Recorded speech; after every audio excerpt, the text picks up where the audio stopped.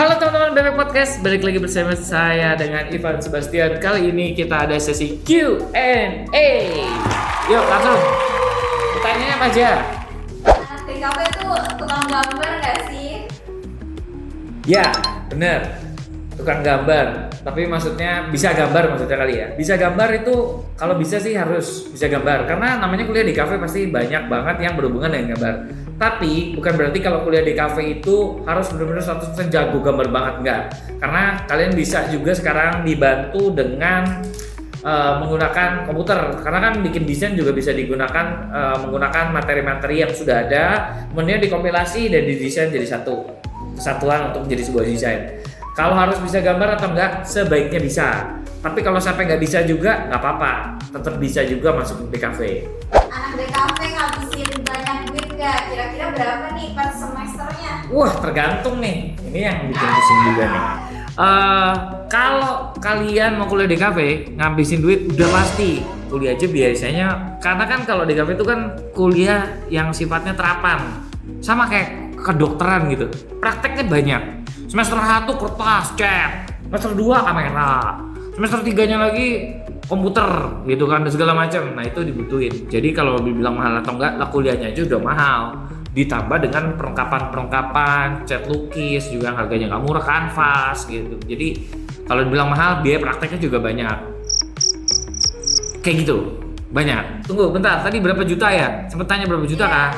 Berapa juta? Mungkin kalau total perlengkapan anak DKV itu perlengkapan ya, mungkin bisa 14 sampai 20 juta. Kok segitu banyak ya? Banyak, karena memang kan laptop aja harganya udah yang bagus aja kan butuh 8 juta ke atas gitu, apa 12 juta. Belum lagi kamera 7 juta. Nah, itu udah hampir 20 juta kan.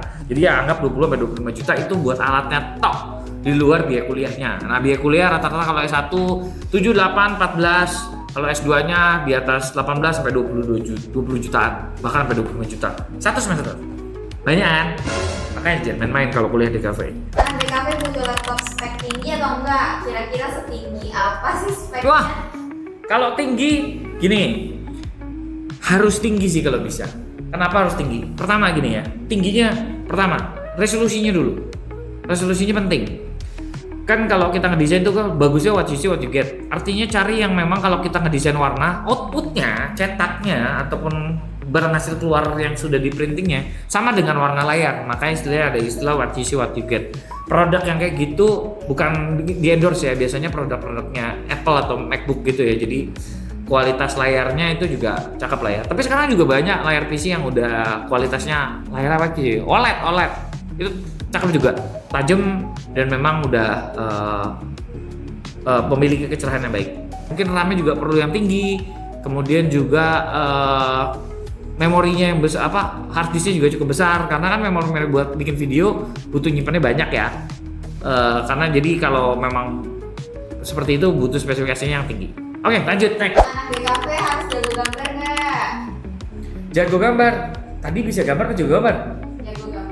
Oh, kalau jago gambar ya biasanya gini, kalau kita belajar di kafe kan juga mengembangkan kemampuan gambar. Jadi kalau jago nggak harus sih. Kalian bisa gambar aja, justru dengan kuliah itu kalian bisa mengembangkan kemampuan kalian tuh buat gambar. Jadi kalau jago gambar banget nggak harus. Tapi kalau bisa gambar ya minimal bisa lah ya.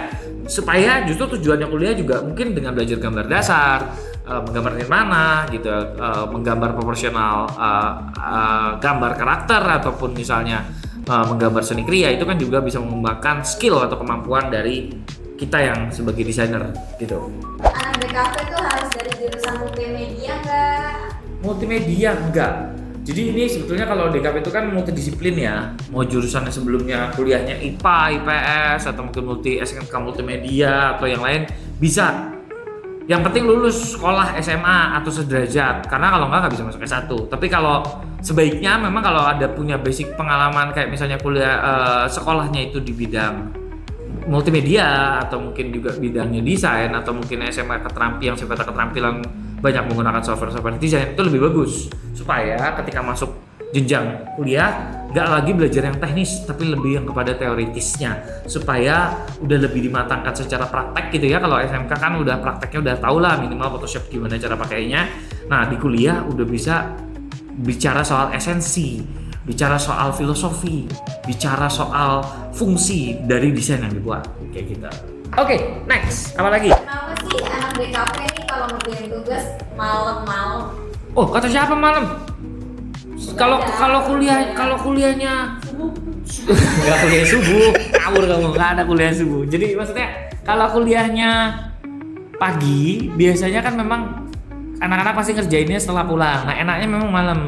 Tapi kadang juga kalau yang misalnya sambil kerja gitu kan, berarti kan dia ngerjainnya juga di hari lain. Kalau sambil kerja kan, berarti kalau ngerjainnya kalau pagi kerja nih sampai sore, malam kuliah. Nah ngerjainnya itu subuh.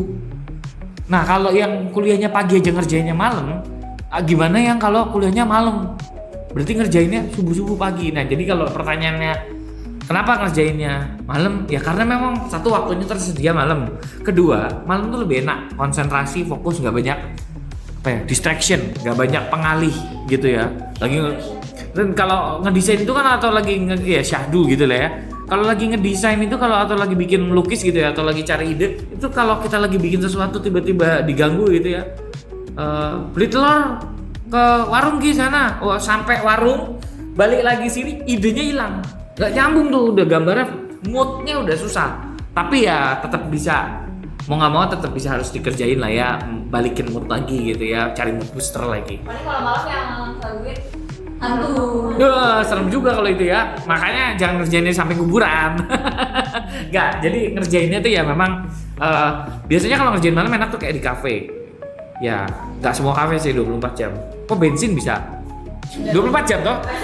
Maksudnya cari ya pom bensin yang memang buka 24 jam, ada kafenya. Belum selesai tuh.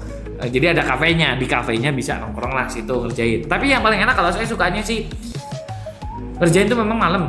Tapi kalau malam tuh biasanya saya kerjain sampai sebatas jam 12 atau jam 1. Sampai situ aku istirahat. Kenapa? Kalau maksain nggak bagus buat kesehatan. Jadi bagusnya lanjut lagi pagi subuh jam 5. Jadi tidur 3 jam sehari cukup.